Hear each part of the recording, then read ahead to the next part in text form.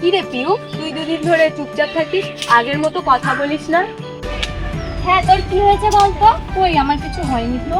দেখ, আমরা তিনজন ছোটবেলার বান্ধবী, তুই আমাদের কাছ থেকে কিছু লোকাস না। তোর কি হয়েছে বলতো? আমাদেরকে সব খুলে বল, না হলে আমরা জানবো কি করে? আসলে আমার বাবা আমার বিয়ের জন্য পাত্র খুঁজছে, আর বিয়ে হয়ে গেলে তো তোদের থেকে আলাদা হয়ে যাব, তাই আমার মনটা একটু খারাপ। কি আর করবি বল, আমরা তো মেয়ে, আমাদের তো একদিন না একদিন বিয়ে হয়েই যাবে, তখন তো সবাই আলাদা হয়ে যাবো। হ্যাঁ, সেটাই তুই ঠিকই বলেছিস। যাই হোক, তুই আর মন খারাপ করিস না, সব ঠিক হয়ে যাবে। হ্যাঁ চল, এবার বাড়ি চল, না হলে বাড়ির সবাই চিন্তা করবে। হ্যাঁ হ্যাঁ চল।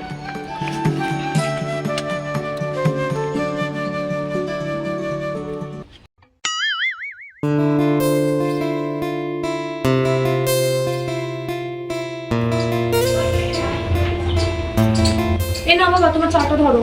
হ্যাঁ দে, এখানে একটু বসত, তোর সাথে কথা আছে। হ্যাঁ বলো।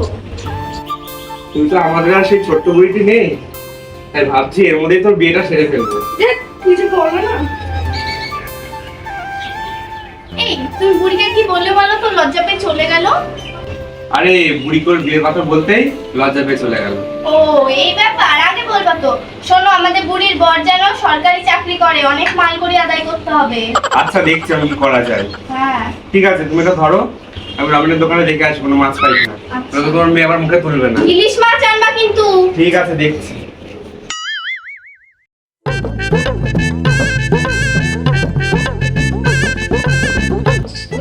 যে করে হোক ওই মেয়ের সাথে আমি বিয়ে ঠিক করতেই হবে, ঠিক করতেই হবে। ওরা যেন কিছু করে জানতে না পারে আমি একটা সাইকেলের দোকানে কাজ করি। ঠিক আছে, ও নিয়ে টেনশন করতে হবে না। রাকেশ ভাই বাড়ি আছেন নাকি? যেতে চান তোমার জন্য কথা সাথে জামাই নিয়ে আইছি। হ্যাঁ আসুন আসুন, ঘরে বসে আসুন, বসুন আপনি এখানে। তা তুমি বসো বাবা, আর তুমি যাও বুড়িকে রেডি করে দিয়ে আসো। আসো, এটার জন্য জলখাবারের ব্যবস্থা করো। হ্যাঁ হ্যাঁ আমি আনছি। তা বলুন ঘটক মশাই, ছেলে কতদূর পড়াশোনা করেছে? দেখুন, ছেলে খুব ভালো ছেলে, ছেলেকে নিয়ে আমরা টেনশন করতে হবে না। ছেলে হচ্ছে সোনার টুকরো ছেলে। আরে মশাই, আপনার কাছে জিজ্ঞাসা করলাম ছেলে কতদূর পড়াশোনা করেছে, সোজাভাবে উত্তর দিন, আর নাহলে বিদায় হন। আরে মশাই, আপনি এত রেগে যাচ্ছেন কেন? তাহলে বলুন আপনি, এই ছেলে কতদূর পড়াশোনা করেছে? চুপ করে আছেন কেন? আয় ভাই, জামা জলখাবারটা দিয়ে দে। হ্যাঁ দিচ্ছি।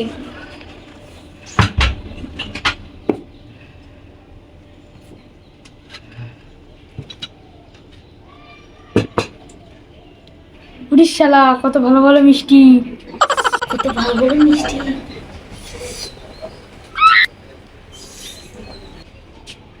কোথায়? তাহলে আমি মিষ্টি খাই। হ্যাঁ খাবো।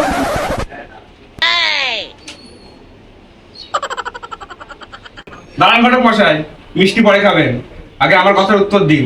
ছেলে সরকারি চাকরি করে তো? আমি কিন্তু সরকারি চাকরি আলা ছাড়া আমার মেয়ের বিয়ে দেবো না।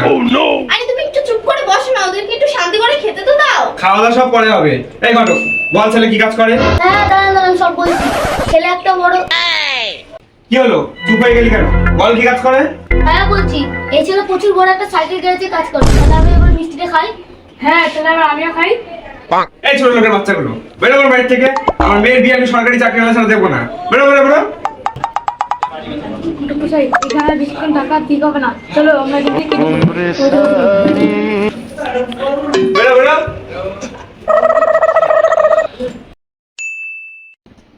কি গো, বলি কি, আমরা কি মেয়ের সাথে যেটা করছি সেটা কি ঠিক করছি? আমার মনে হয় বুড়িকে একবার জিজ্ঞেস করা উচিত, ও মনে মনে কাউকে পছন্দ করে কিনা। অত শোনাশোনির কিছু নেই, আমি যা বলবো তাই শেষ কথা। আমি আমার মেয়ের বিয়ে চাকরি আলা ছেড়ে ছেড়ে দেবো না। রাকেশ ভাই, পুরো মেয়ের জন্য ছেলে পাইছি, এলাকা একদম ধরে বেঁধে এনেছি। বাবা, খুব ভালো খবর। এ ছেলে সরকারি চাকরি করে তো? সে আবার বলছে এই ছেলে সরকারি চাকরি করে।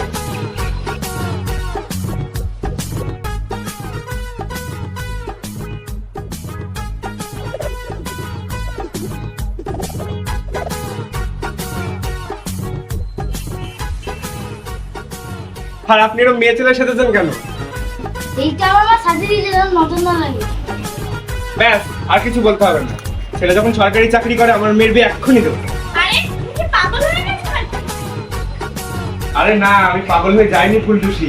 তুমি বুড়িকে গিয়ে এক্ষুনি খবর দাও, ওর বিয়ে আমি এই ছেলের সাথেই দেবো, আর এক্ষুনি দেবো।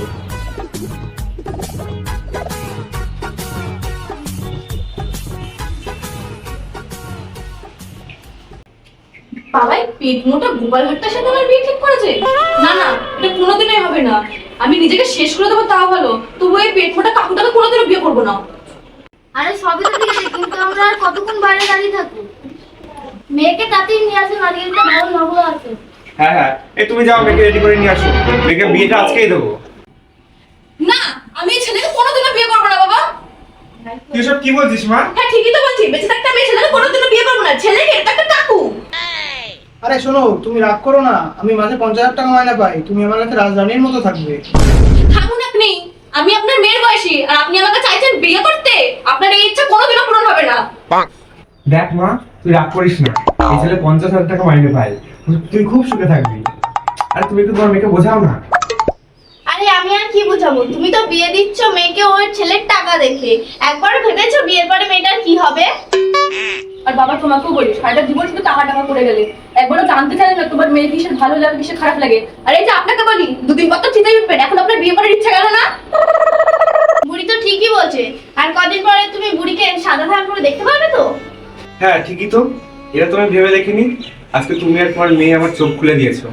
ঘটক মশাই, আমি আমার মেয়ের বিয়ে এখন দেবো না, ও এখন লেখাপড়া করবে মন দিয়ে। আপনি এখন আসতে পারেন। যা, আমার মালটা হলো না, নে হামি।